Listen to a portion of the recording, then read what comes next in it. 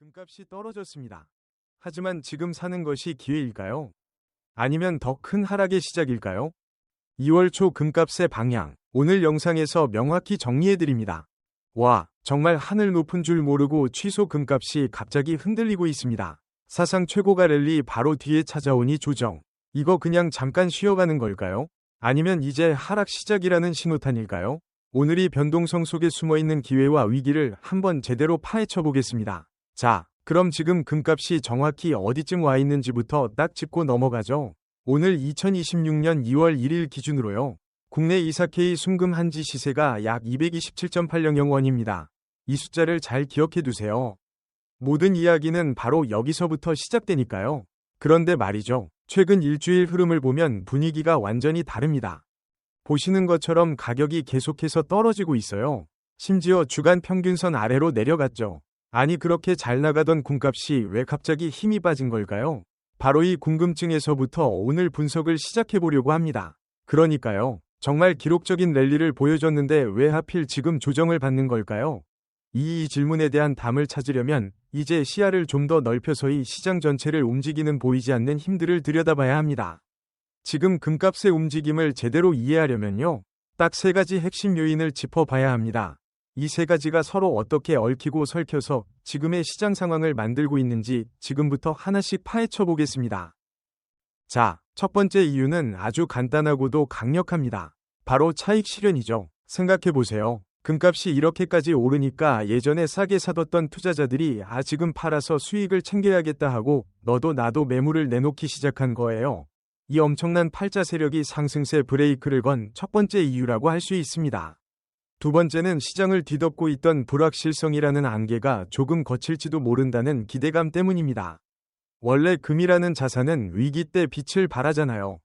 전쟁 위험이 커지거나 경제가 불안할 때 사람들이 몰려드는 안전자산이죠. 그런데 반대로 아주 조금이라도 이제 좀 괜찮아지려나 하는 신호가 보이면 투자자들 입장에서는 굳이 돈을 금에 묶어 둘 이유가 점점 사라지는 겁니다. 그리고 마지막 세 번째 변수는 바로 환율입니다. 이게 은근히 주요해요. 국제금값은 달러로 표시되잖아요. 그러니까 만약에 원달러 환율이 내려간다. 즉 우리 원화 가치가 올라가면 똑같은 금을 사더라도 우리가 내는 원화 가격은 더 싸지게 되는 거죠. 이런 환율의 작은 움직임 하나하나가 단기적인 국내 금값에는 직접적인 영향을 미치게 됩니다. 자, 그럼 이제 가장 궁한 질문으로 넘어가 보죠. 그래서 앞으로 금값은 어떻게 될 건데? 바로 이겁니다. 전문가들은 단기적으로 그리고 중기적으로 시장을 어떻게 보고 있는지 한번 살펴보겠습니다. 전문가들의 전망은 크게 두 가지 시간대로 나뉘어. 먼저 아주 짧게 봤을 때, 그러니까 앞으로 한 2, 3일 정도는요. 가격이 딱 정해진 틀 안에 갇혀서 오르락 내리락 하는 박스권 장세가 될 가능성이 높다고 합니다. 뚜렷한 방향성 없이 움직인다는 거죠. 하지만 시야를 조금 더 넓혀서 2월 중순까지 보면 이야기가 좀 달라져요. 아직 상승할 힘은 충분히 남아있다는 분석이 더 많습니다. 다만 언제든 시장이 크게 흔들릴 수 있으니까 리스크 관리가 그 어느 때보다 중요해지는 시점이라고 강조하고 있습니다.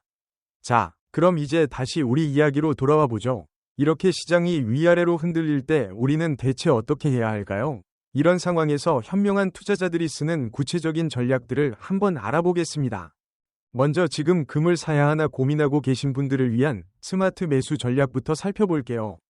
변동성이 이렇게 클 게는요. 오르나 하고 홧김에 사는 것만큼 위험한 게 없습니다. 철저한 계획이 정말 중요해요. 핵심 매수 전략은 딱 세 단계로 나눌 수 있어요. 첫째, 분할 매수입니다. 절대 한 번에 모든 돈을 넣지 마세요. 시간차를 두고 여러 번에 나눠서 사는 겁니다. 이렇게 하면 평균 구매 가격도 낮출 수 있고 갑자기 가격이 훅 떨어지는 위험도 피할 수 있죠. 둘째, 기술적으로 중요한 지지선을 활용하는 거예요. 가격이 근처까지 떨어졌을 때 매수하면 다시 반등할 확률이 높다는 거죠. 그리고 마지막 어쩌면 이게 가장 중요한데요. 바로 관점입니다. 단타로 치고 빠질 생각을 하는 게 아니라 내 전체 자산을 지켜주는 안전자산으로 보고 길게 가져가겠다는 시각이 필요합니다. 자, 그럼 반대로 이미 금을 가지고 계신 분들을 위한 매도 전력도 당연히 있어야겠죠. 어떻게 수익을 지키고 또 위험을 관리할 수 있는지 알아보겠습니다. 파실 때는요. 딱 두 가지 원칙만 기억하세요. 첫째, 나눠서 수익 실현하기입니다. 상승세가 꺾이는 것 같다고 해서 가진 걸 전부 다 팔지 마시고 일단 일부만 팔아서 수익을 확정짓는 거예요.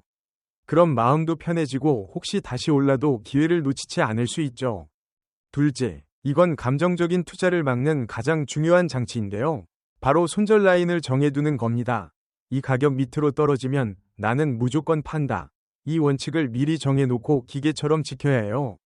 이게 더 큰 손실을 막아주는 최후의 방어선입니다. 지금까지 뭐 사고 파는 구체적인 전략들을 살펴봤는데요. 사실 이 모든 전략을 아우르는 훨씬 더 근본적이고 중요한 투자 원칙이 있습니다.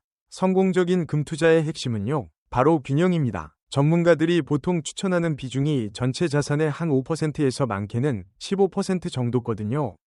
이게 무슨 뜻이냐면 금은 내 포트폴리오를 지켜주는 훌륭한 보험 같은 존재지만 내 자산의 전부가 되어서는 절대 안 된다는 겁니다. 이 균형 감각을 갖는 것, 이게 바로 리스크 관리의 첫걸음입니다.